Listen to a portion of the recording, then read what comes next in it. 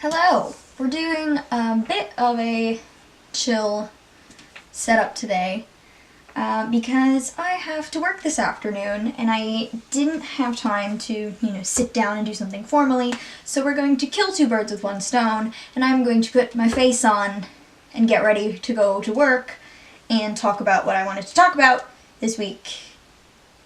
Let's just jump into it.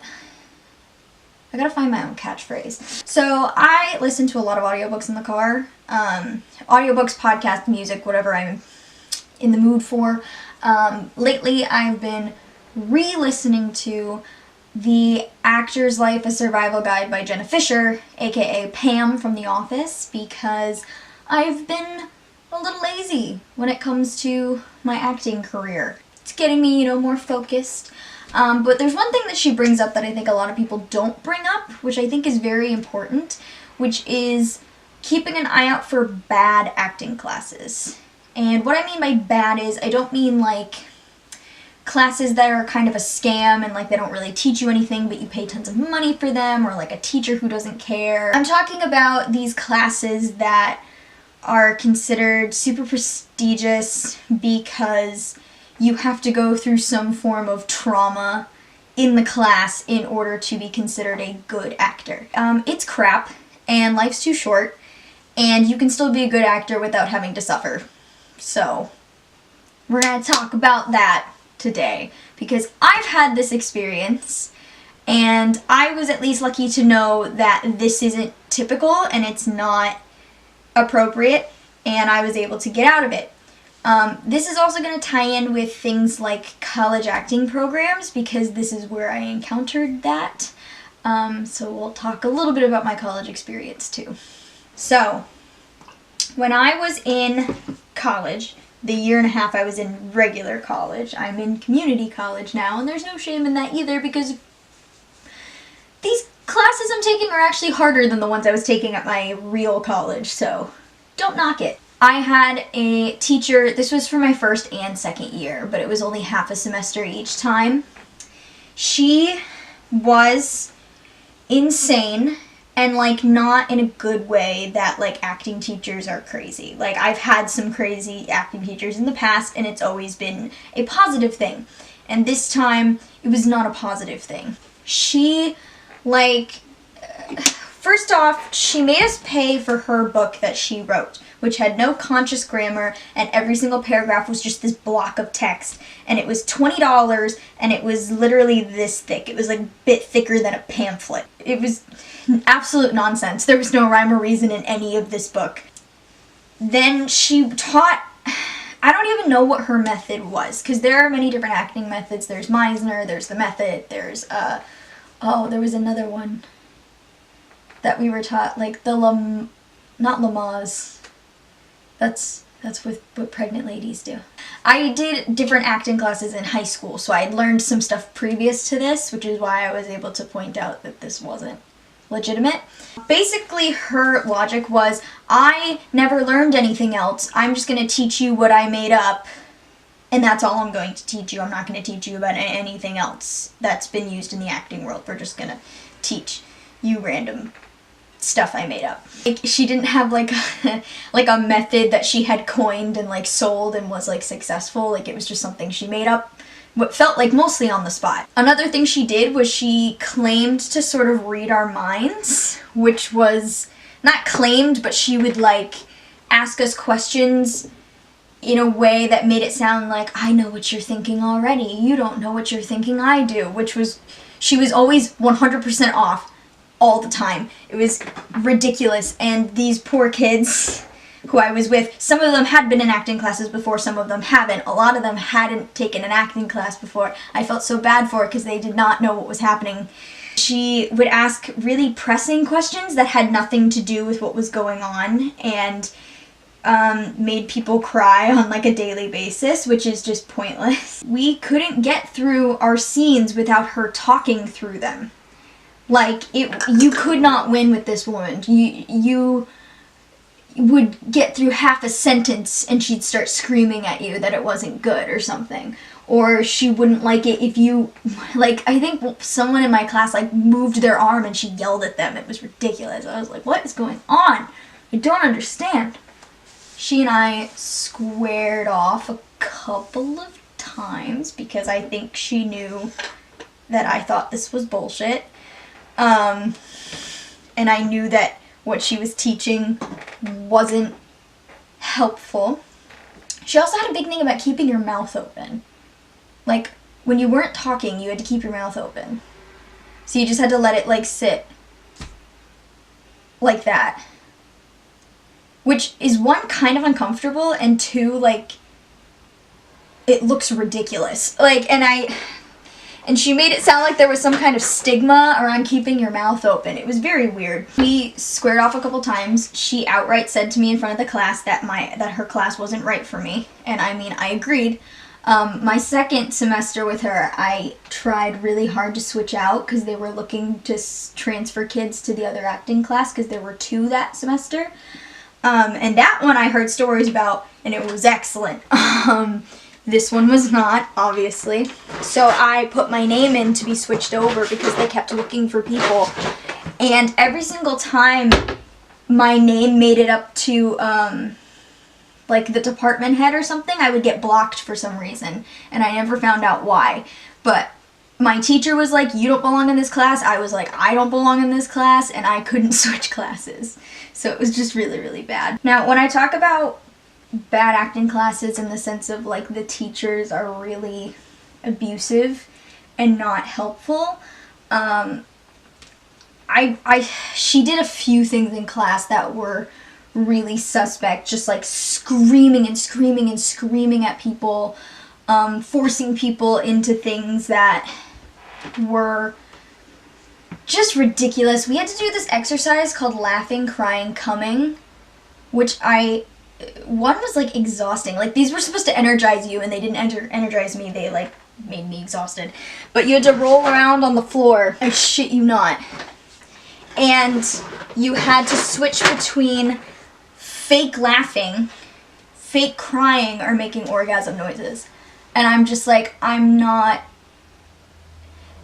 I don't want to know what my classmates sound like when that happens. I didn't know what the purpose was. I didn't know what the purpose was.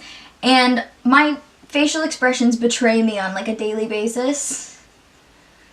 So every single time I would probably look confused, or if I was lost in thought, she would call on me and think, like, she was tapping into some, like, I don't even know, tapping into some insight that I had, when really I was just trying to figure out what the heck she just said.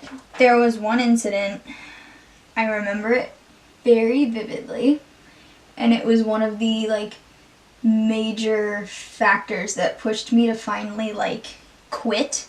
Not necessarily because of what she did, but because of the reaction to what she did from higher-ups.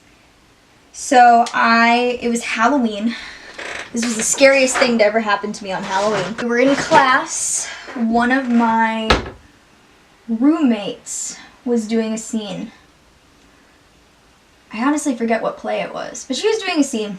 And my roommate, this particular one, because I had several, was one of the hardest working people I knew in that program. She tried really hard. She was incredibly talented. She truly did the work. And I thought I admired her for it. She was really, really good. And I'd seen her working on that scene all week. She did nothing, and it set her off. It set this professor off. She just started screaming at her and screaming at her. I don't even remember about what. She's, like, screaming at her and screaming at her, like something wasn't good enough. And of course my roommate, understandably, didn't understand why she was being screamed at, because she didn't know what she did wrong, because she didn't do anything. All she did, I remember she raised her hand to put her hand on a chair that was in the scene. That was all she did. And she got screamed at, just, like, maliciously screamed at. And then I remember in the middle of this tantrum, she, like, stops and makes her just talk to the class for some reason. I don't know what she wanted her to talk about, so my roommate talked about how, you know, she was kind of frightened, and my roommate came from Puerto Rico, so she was talking about how she missed home, and, you know, how, you know, genuinely terrified she felt. And she did what the teacher asked, and she was, I don't even know what the purpose of it was. We were all sitting there, like, completely shocked, like, scared out of our minds. And then she's like, she ended up screaming at her again, and I couldn't figure out why. And she's yelling and yelling. I think someone went to speak up too, and she told them to be quiet.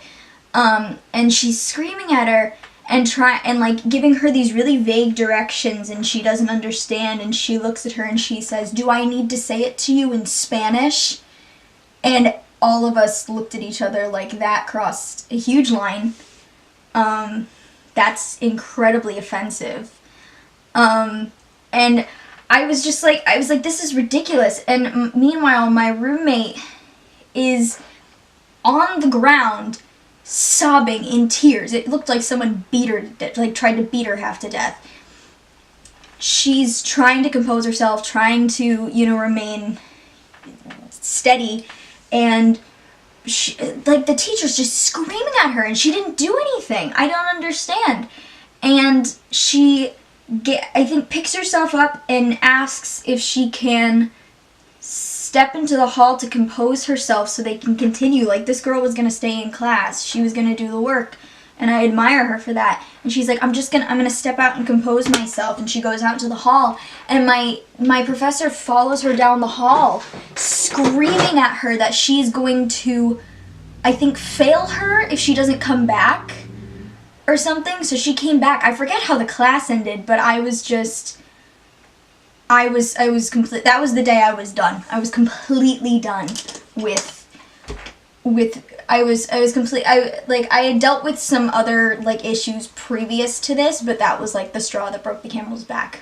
There are prestigious acting classes out there that prey on new talent, mostly people who just moved to the area, and these classes usually have some kind of weird criteria of you can't graduate unless you've cried, stripped naked, or kissed someone of the same sex. And that's crap. It's crap. It's crap. I had evaluations or it wasn't an evaluation, it was like your meeting with your advisor. And this was like the first meeting I'd had with him, I think, since I started there. He was like the head of the musical theater department. We'd all talked as a class, and we talked about reporting her as a group because they can't ignore most of us, rather than just one person. I don't know if anyone else did it, but I went in and I, first of all, listened to him speak to me really badly, but that's like a whole separate issue. Another reason why I left school. I did not have a good relationship with my professors. They didn't like me very much, and I wasn't cruel or mean to them or disrespectful in any way, but anything I did was sort of perceived as disrespectful. It's a whole other problem. So I listened to him basically go on and on about how I wasn't a good student, and basically just I think at that point I said, listen, I'm considering just kind of like leaving the program, and he was like, oh, okay. So, but at the end of it, I told him I have a concern about one of the teachers, and I told him the story.